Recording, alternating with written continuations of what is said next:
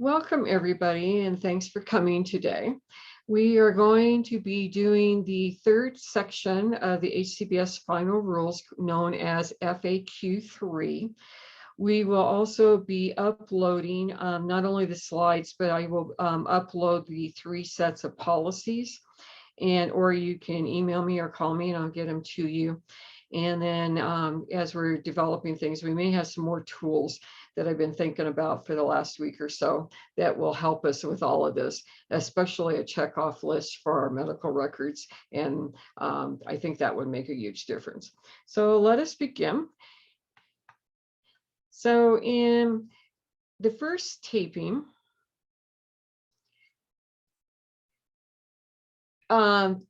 we talked about FAQ 1 and 2. What I'd like you to do this trip around is please listen to the whole presentation. And I want you to then go back slowly through the slides, figure out what you have done and what you haven't had done. Some of the things may be partially done, some of them could be completely done, some may need reorganized, but I think this is the most detailed piece of the work that's been done. And I also suspect that sometime in the next few months, we will be getting more directives from HCBS. I've been trying to watch that website and see if anything else gets posted. You should have a goal of trying to have all of this stuff from 1, 2, and 3 all done by the middle of August. And because again, you're going to be held accountable, and you could have a Medicaid surveyor come out either from the state or CDPHE just to look at your Medicaid process. Okay, so it's important that you be very clear and that your residents, your staff, and your business are on target, have an appropriate messaging using the tools. And frankly, all this program works for, I don't care how people pay you. It works for everybody, and it's an easier way to actually do business. So one of the reasons I finally figured this out after reviewing a lot of POCs and talking to administrators was when I look at them is the surveyors would quote either from the administrator, the owner, or both, and the residents and or families about how much they didn't know. And it was a very strong message that the industry needs to do some more catch up. So we've got to make sure that our staff tell our residents and families that they're in alignment. Just happened this morning where a staff person told a family that the administrator didn't know what she was doing and that only that QMAP knew the rules. And so, like I said, it can blow up on you in a hot minute and create a lot of chaos that you do not need. So, as I said, they're on the web. We have them. I'm going to see if Lena can put them in the slide deck for today. And you need to print these out and put these in your business policy book. And then please also realize that you need to have your current landlord financial agreement and a separate service agreement that you can generate. Legal documents do not you have to meet the simple English standards, and you cannot use a whole pile of lawyerese and expect the state is going to buy off on it. So this is one website that you can build your form from for the standard rental lease agreement. So for example, for the folks that pay a petty, and they have a signed amount from the single entry point, that petty would be their month-to-month financial obligation until their new petty is due. So you may have a petty that's only good for 3 months. You may have one that's good for a year. Every petty's different. And I would tailor these, and I would start these July 1, that they match the petty responsibility. Okay. The other thing is I want you to understand we've been going through a lot as a state on landlord-tenant law and agreements. So I think of it like this. I'm the landlord, the business, and you're renting a unit, okay? And then on the service side, I'm the assisted living or the adult care facility, and provide services to support your needs under the HCBS or the aid and attendant or private pay, however it happens. And that's why for the last 7 months or so, we've been splitting this in 2 parts. So one is financial, the other one is services. And the other reason I like to split this, on the service agreement, if things change, the resident changes, the needs change, the business changes, regulations change, new COVID rules come in, you can easily adapt the service agreement and do an updated addendum. And then you're not having to do the whole wheel. So I'd like you to think about this as a methodology to your business. All right, so let's talk about the things you need before you invite a resident to move in your home. All right, so you need an assessment of medical and mental health diagnoses. You need the most current list of medications, including over-the-counter, a list of medical interventions, especially because what I find that comes over in referrals when I look at them with administrators, frequently they have stuff embedded in them that they did, but they don't really want you to pay attention to, that can get you into a jam. And this comes especially with psychotropic drugs and behavioral health interventions. You need a current fall risk assessment. I like Steadfast. It's one of the easiest tools out there. You need all your legal information, including their Colorado ID, their current paperwork for guardianship, conservatorship, power of attorney, medical power of attorney. And then remember that in our world, the rep payee is not part of a POA. That's done at Social Security and or the bank. So you may have a bank of different pieces of paper. Who are their support systems? Who's going to help them? And be very careful that a lot of times, like a medical proxy, that may only be good at the current facility they're at. If they're moving to your facility, you may have to reestablish that whole thing. I would also pay attention that they're free of criminal complaints and felonies. We've had a few situations in the state where a resident moved in and then was arrested for a previous felony, and that can create huge chaos. You want to have verification of income and federal or state benefits. And then I would encourage you to do a financial application, just like all apartments do for rental. And then a last 3-year history of where the resident lived. And this will come very clear in Senate Bill 22-154, when you may have to ask a resident to leave and you've got that 3-year history of where they left and that they were evicted for behaviors, because that's going to impact what you can do in your future, especially as these rules promulgate in the next few weeks. All right, so again, a new resident agreement process. Be clear. And then you need to, if they already have a behavior, and I'll give you an example. I had a gentleman that had been clean from meth for over 5 years, and but still active on marijuana. And so he went through a sobriety program. And then I had a lady that had been clean for a decade and then got hooked back on everything and had her in a sobriety program. So these would be built in before they come into your assisted living, that if they fall off the wagon, not in those terms, but in terms that are more appropriate, but if those behaviors resume or come back in their lives, they could be asked to move to a level of care that meets their needs.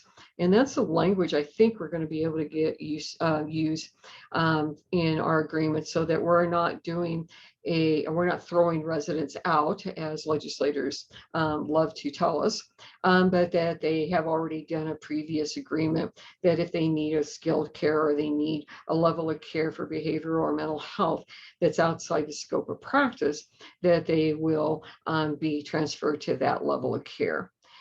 So that's why I'm really been really pushing to split these. The other thing that's become very clear recently is that we need to do as much auto banking as possible. So you can do a form that allows your account to access their account and move the money over, or they can deposit it automatically on a certain day and date that you agree to. But auto banking is really the new way and the new wave of doing business in general for most people. And then the other part is your over-the-counters, especially for your HCBS folks, because there's a misnomer out there that the feds pay for OTCs, they've never have, and that the state will pay for OTCs, they never had. And then we went through a period of time where owner operators were buying these huge quantities of this and that, and then giving it to residents when they needed them. Again, you cannot do that. That's a violation of protective oversight for your residents with medications. And working with several facilities, and we got out of that business, and we are re-educating the residents and the staff. My personal goal is to get them off as much stuff as possible. When they have to pay for it, they quit asking for so much stuff. And I found that we can do other things and meet the goals and help people be successful and feel decent as well. So the real one medication that I keep around for everybody is Tylenol. And very few people can take ibuprofen. It messes with so many medications in our industry. So if people are on IB, make sure the pharmacist reviews the current med list before you use something like that. Okay. So in summary, in FAQ 1 and 2, we dealt with this bank of issues. So we had to deal with resident rights. You should have the new rights posted. Every resident should have a copy. Resident engagement, in other words, bringing the community and back to the residents and the residents back to the community. Age-friendly dementia, age-friendly communities in Colorado have relaunched and are pretty active out there. And then the libraries are doing some incredible new formatting and book clubs and interest clubs and some really cool stuff. And there's a group called Anythink that has some really cool opportunities. And then don't forget your rec centers, and they have some low cost or free programs. So we can get people to have a purpose and do something besides look at a TV for 24/7.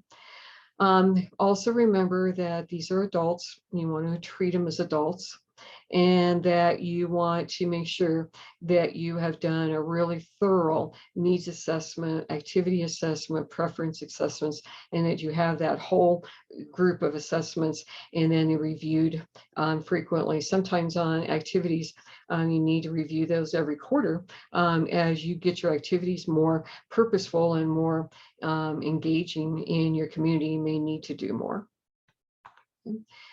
All right, so what was FAQ3 really about? Mostly about process. It started in 18. It kind of sat on a shelf this whole COVID period. It's back off, and you got to make sure that you crosswalk Medicaid rules, Chapter 7 rules, and that you that this is your building, your community, what you do for your community, and it's not renting a room and giving them a meal a day. It's actually the reason they're living with you is for protective oversight and for engagement. Okay. So what is an enforceable agreement requirement? Well, this means that no specific target group has more or less rights than the general public under Colorado statutes. And that is the legal term that is for enforceable agreement. Again, make sure you put this in your policies. Okay. What can a lease say? Well, I don't recommend you do leases because life changes. I would think it's safer to do month to month. But if you in your company decide that you want to do 3, 6, or 1-year leases, make sure that the terms are very clear and in simple language that the resident can access and appeal. So in Senate Bill 22, a grievance procedure is going to be very consumer-based and not too much on your side. And this pre-work you're doing will give you some additional protections. Okay. Now on Section 73, the parts of a lease, okay? So it is the same terms against evictions and the right from a neutral decision maker. Now, CDPHE thinks they're the neutral decision maker. I have problems with that personally. I'd like to leave it in eviction court, though I have failed in eviction court in small counties. when we really did need to move a resident on. But the resident didn't like going to court and cleaned up their act and has been a pretty model resident ever since. So that eviction court process actually came out to be a good thing for everybody. It has to be in plain language, and that the individual has the same responsibilities and protections from eviction that tenants have. And so that's just right out of the regulation, okay? And so you're going to see that, this drove from the intellectual and the disability community. And as I'm going to borrow from them, don't do anything without us moving forward. Let's do it together. All right, so let's talk about some limitation, okay? This is this whole concept of when a person may need to leave a new behavior, and their health is outside the scope of practice of home health, where a home health visit a couple of times a week will not meet it, because Medicare is changing rapidly. What they are going to cover and not cover, both in the hospice market, the palliative market, and the regular home care market. So we're going to have to really understand what's available, and if those services, along with your traditional services, puts the resident at risk, then that's where we're going to specify in the lease that we will assist the resident with resources or their families finding the most appropriate level of care. But on the other side of the fence, we also have to open the door to dispute, okay? And so remember, this new legislation that went through really tightened that process up. All right, let's add a couple of additions. As I said, I would not make it for a full year. Make it to match the petty dates for the rent and the lease or the service agreements in smaller chunks, so that you can revise them, or have a clause for an addendums could be added to the lease during the time frame, so that it's very clear to both parties what is available and what can or cannot do. Okay. One of the things that you have to also have now is you have to have a refund policy. So again, you got to crosswalk this to Medicaid, because there's very specific rules when you're billing Medicaid, how many days they can be out, what a hospitalization is, a 30-day period, then they have to be discharged and readmitted, all of these things. So it's super important that you understand, for those of you that bill Medicaid, that you're clear as a whistle on what that means and how that looks. And then if you have any, if they pay ahead and pass away, how many days of money that you return back to the family when they were not in the building. I've had questions about this because you still have all their belongings and supplies. And so again, you're holding the room. And I think we've got, as an industry, we need to work on this some more. And it's part on the list that I've got for Eileen in future discussions of how do we stage and word this area for the industry, especially for our Medicaid industry. Okay. Attestation really became it became clear last year, and that we need to have wet signatures and not electronic signatures. So you may have to fax to guardians or to whoever legal authority is and get a wet signature, and then electronics can be an email. So don't forget to add the date. And I've seen contracts signed and there's no date on them, therefore they're invalid. All right, so let's talk about some norms that are expected. So people are supposed to be able to choose where they want to live. Good luck on that. It's all based on availability, services, and then how much support there is in the community to supplement those services. So I love that they put the language in there, but the reality doesn't really match. There's no self-help evictions. So apparently some people in the industry try to do lockouts or self-help people out without consent. That will get you in trouble with a major fine. Okay.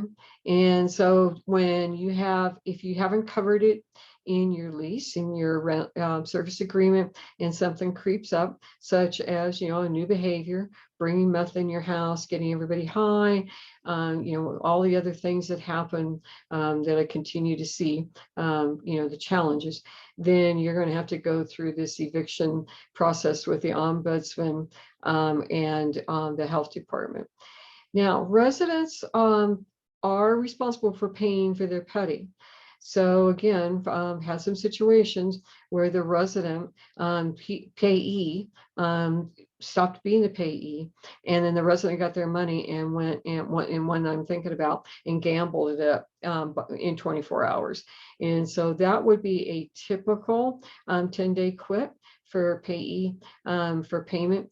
And we're not in the business of keeping people for free as much as everybody else would like us to be. That is not a piece of it. And again, this is another reason to split up your financial payment from your service agreements, so that in case a resident or a family decides not to pay, that they cannot just dump that resident in your home and expect you to keep them for months on end without eviction. So you'll be able to follow the standard eviction process for lack of payment. And some new regulations have populated around that. So make sure that you start thinking about those and map that out so you understand how to go about it. All right, let's say that you need to move a resident and and we need to move them to another part of the house to move in a resident that needs more eyes on, so they need to be close to where all the staff is the majority of the time. You do have to give a 30-day notice, but the resident can agree to cooperate sooner. So this is the only time that you don't have to give a 30-day notice comes right out of this quote, where there's a medical acuity or a decline or increase of care that you need them, more in a room that is closer to the house, and or they're COVID positive and they have to be in a COVID recovery space. Those would be exceptions. Okay. Security deposits are allowed, and they have to be returned according to state and local law and appropriate for the resident. So remember, it's a security deposit is for damages above and beyond normal wear and tear.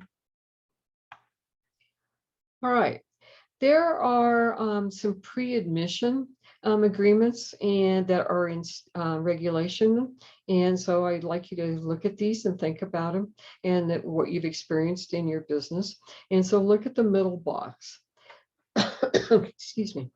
And this is where I like knowing where they've lived for the last 3 years, because if you get into a situation and you're asked to take a resident and the reason you're asked for doesn't match the reality of what you find yourself in, then you may be able to invoke this clause. And I would like you to put this in your resident agreement. Okay. So again, the 3-year clause, you can do a modification prior to move in, okay?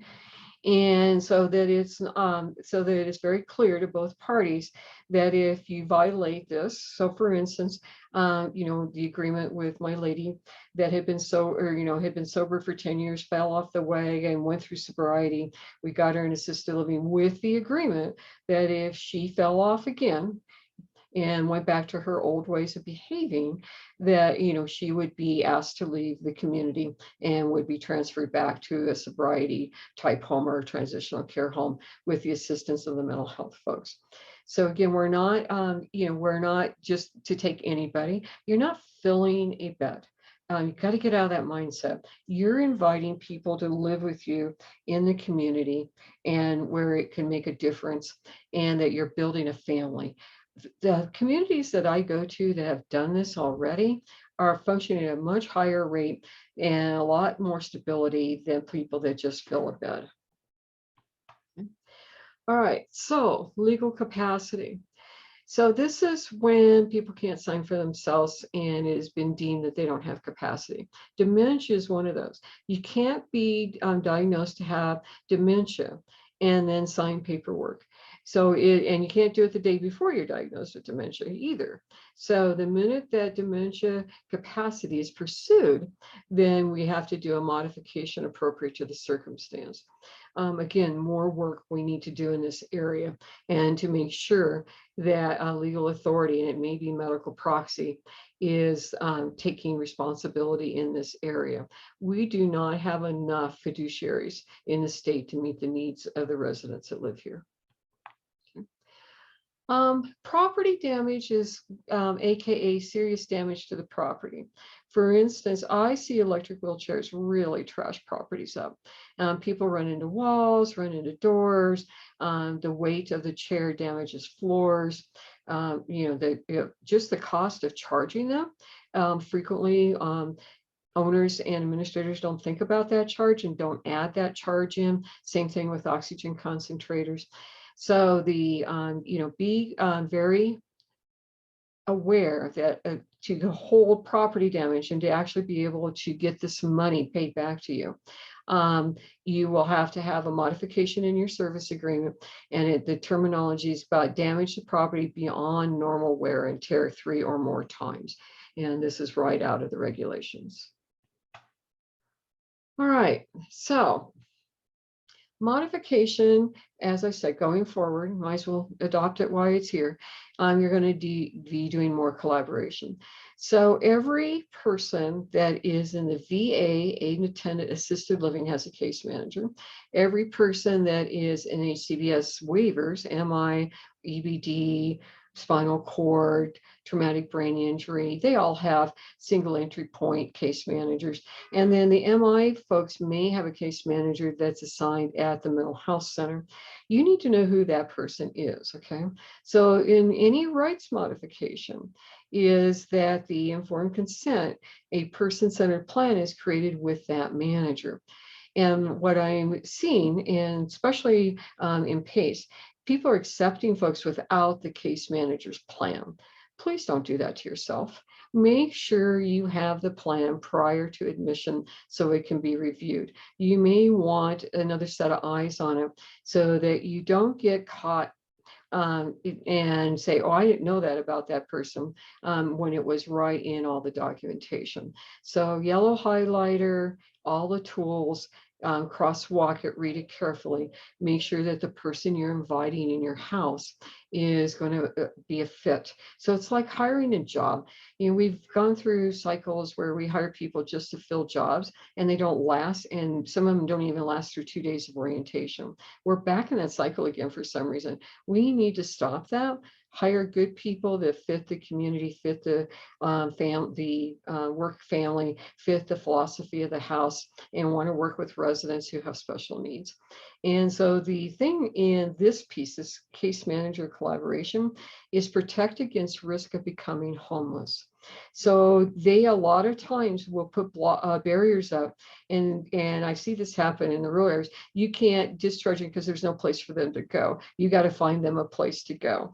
And so this is another one of those things that baffles the crap out of me, where the case managers and adult protective services and other people put it back on you, that you have to find a place for them to go and not the people that are responsible for them.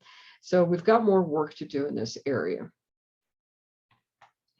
All right, so let's talk about the metrics of a lease. You'll see in this slide that I've given you the URL jump. And so you can copy and paste this into Google and hopefully get over there. But these are the parts. So you got to have a start date and a renewal date, a room assignment. And so the fire department wants you to assign your rules. If you remember in our first rights discussions, back in 15 and 16, you could not put up pictures or identifiers that would break PI. So we're still not quite there yet. But on your fire map, you have to identify your highest risk clients. And so I just been putting red dots there to say these are our highest risk clients, and then try to update that thing. I like putting it on the glass instead of the map itself. It gets a little easier to change it. And then you got to be very clear of the conditions and the dispute process. And then again, the clarity for the rent, I would recommend you use the state form. and then the reference to Medicaid regs to meet these particular topics. All right, house rules.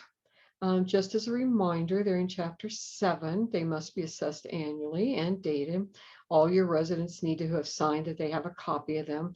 And I recommend highly, either each resident has their own resident handbook and notebook to put all their stuff in. In some houses, we have put the hotel holders on the back of the door, and we put everything there. That has worked very well in some houses, just fine.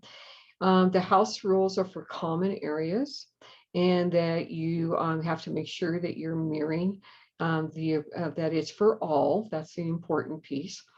And then, so you can't dictate visitor hours because, again, that is violation of rights. But you can, have some common sense things. So, visitors for not fully vaccinated residents are requested to visit outdoors using social distancing, because you can just pull that right out of the COVID regs. So look at your population, look at your people, think about what you've got in front of you, and you may need to talk it out some more. You have to have in 22 the smoking, and remember that is against federal regulations because we are under survey, under federal dollars, that marijuana cannot be used within the home. And then cooking safety and rules. Okay, so if you allow residents to cook or bake with staff or independently, you have to, some people need to take the food safety course and the equipment management course. Others, if it's an activity where the activity director is baking with residents, then she's the protective oversight. So pay attention to how your house is set up. All right, so who else are we responsible to? Well, remember, sometimes we end up in court, and then sometimes we also have to deal with Medicaid. So Medicaid can do an audit of that resident, and they can what I call clawback, or ask for money to be returned if they paid for it and the resident happened to be in rehab, more than the rules say in Medicaid how long they can be, because you can't bill for two entities.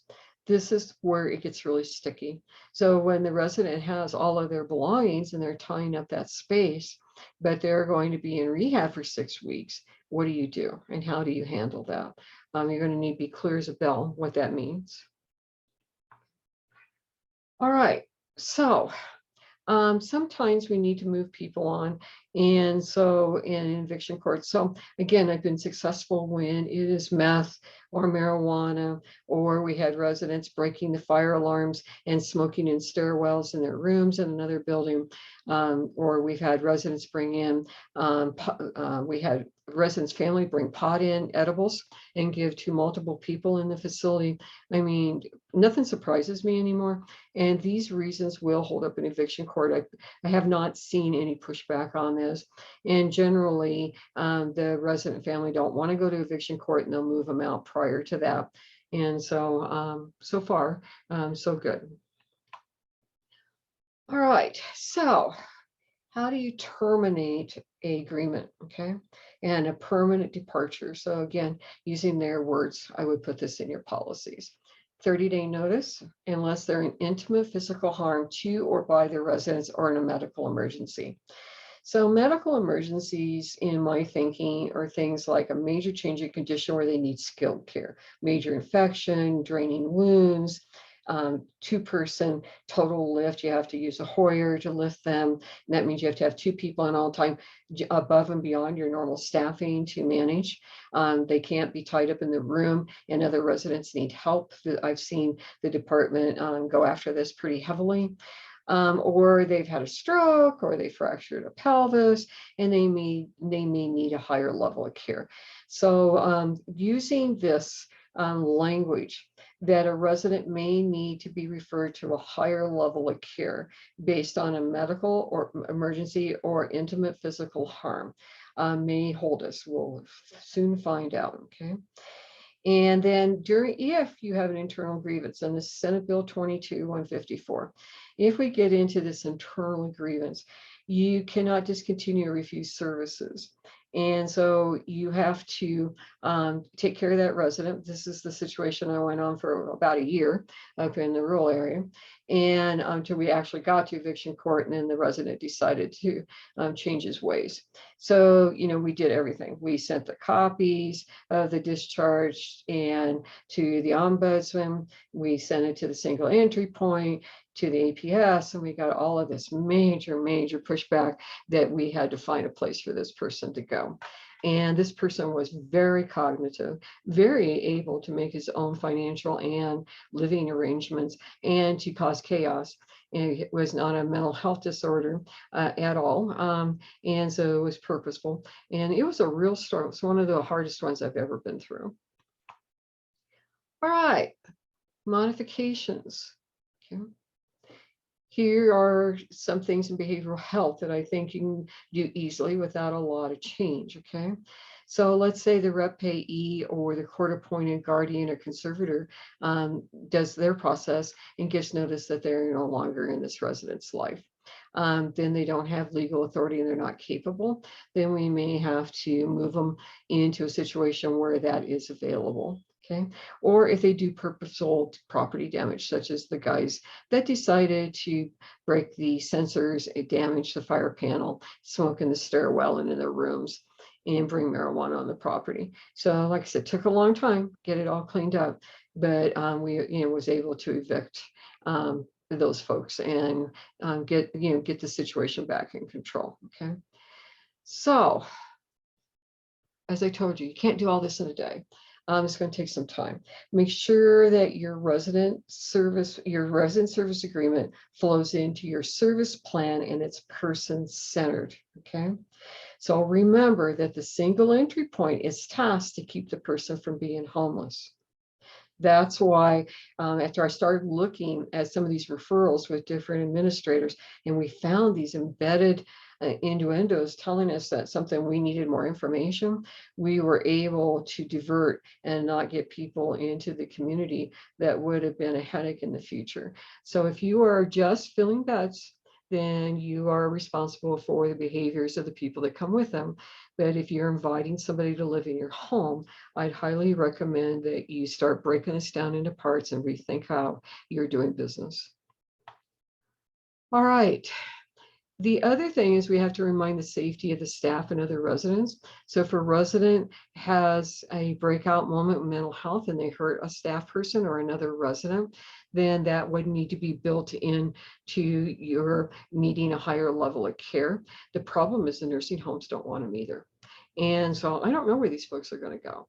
And we can't snow them because both the feds and the state are asking us to really get rid of our psychotropics. So we can't do that. The hospital will try to send them right back, and they get very agitated when people show up with behaviors, and they are not equipped either to handle them. So right at the moment, we are not clean with this in any shape, way, or form.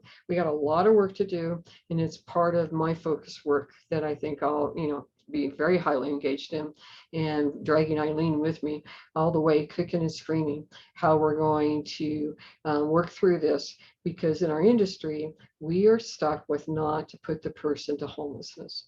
And this is where we get jammed up in the corner. All right, hospitalization. So you must go do a new assessment prior when somebody's been in the hospital. Now, I want you to think about something. In the real world, when people go to the hospital, they're not in the hospital. They go to the hospital. They go through a screening process at the front door. They're either sent to the urgent care aspect of the emergency room or to the true emergency room for emergency services. And they're different billings. And so the emergency services, I think more of things like fractures, gunshot wounds, head trauma, things where they have to do a lot of interventions, labs, MRIs, those types of things. They're actually in the emergency room. Once they're declared stable, then they go into 72-hour ops. They are not in the hospital. They are in 72-hour ops. It is a fee for service. So every little thing is charged for. And I've seen some pretty horrendous bills out of that process. If they go into urgent care, then that is a 4 to 6 hour assessment. And then if they need additional services above and beyond what a practitioner can do in that side, and that would be like MRIs, CAT scans, calling in a specialist, that then they're transferred over to the ER sector. So it's important to know what happened.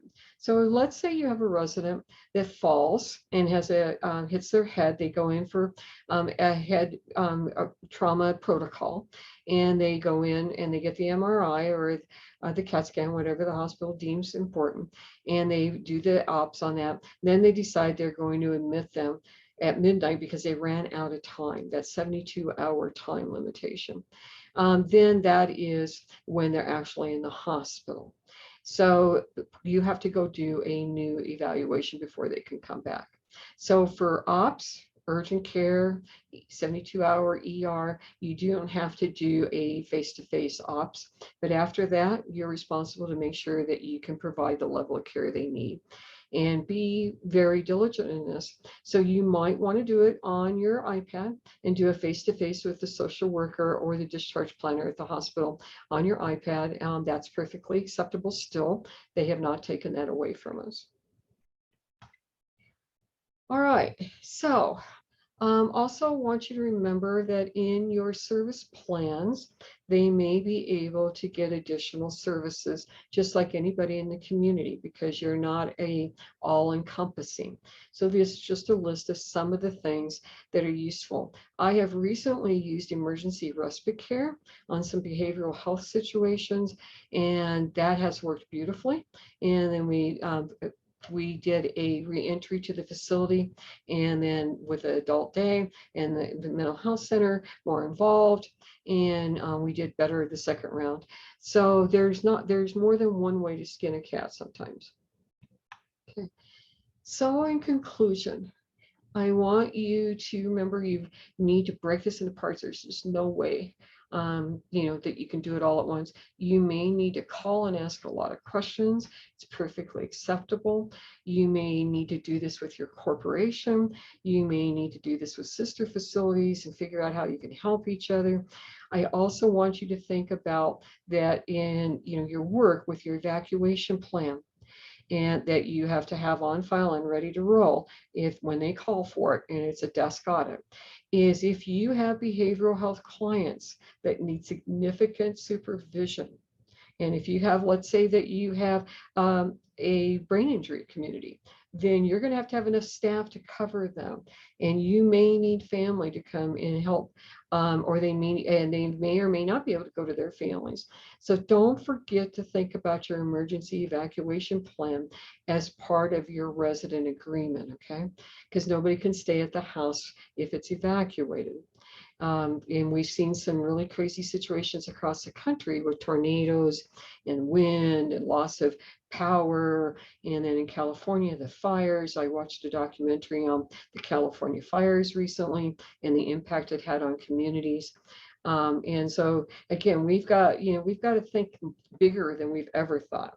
So your areas that must be in your plan is your core services. Those are spelled out in Chapter 7.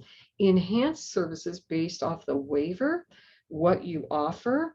And then again, from those will drive staffing. And so you have a base staffing and then an enhanced staffing. So if you have more than 19 residents, you have a commercial kitchen. If you have more than X amount of residents, you have an activity director and activity people on certain hours per day. You need to look at your enhanced services and make sure that the model you have meets the criteria, okay? You will need to have possibly a QMAP supervisor, because as an administrator, you can't do everything. Because medication's taking more and more time. We're having more and more challenges. And a great deal of the communities have moved to electronic records. So once you get through that process, it helps. But, again, the administrator just can't cover this every day, day in and day out. And unfortunately, administrators have had to pass meds during COVID way too much. And so it's really, that's got to be fixed and revamped, okay? And then your community engagement. Your residents should have a handbook. They should have a copy of the rights. They should have a copy of the house rules. They should have a copy of the conditions of care or restrictions. And so that you can put it in your handbook, or it can be a separate. You will be having resident meetings. You'll be talking about these things. Please invite your ombudsman. Let them help you because they are well trained in resident rights and can help with the conversation. You may not like what you hear sometimes. And I have been in that situation. And so sometimes we have to work through that.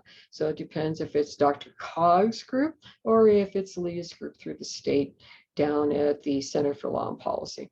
So again, don't get yourself totally boxed in. And the more you know and understand about your business, the better. And then we need to also have an active medical care provider. So Dispatch Health is working for a lot of communities. A designated urgent care is working for communities. Sometimes we have, the crisis team for behavioral health in your area.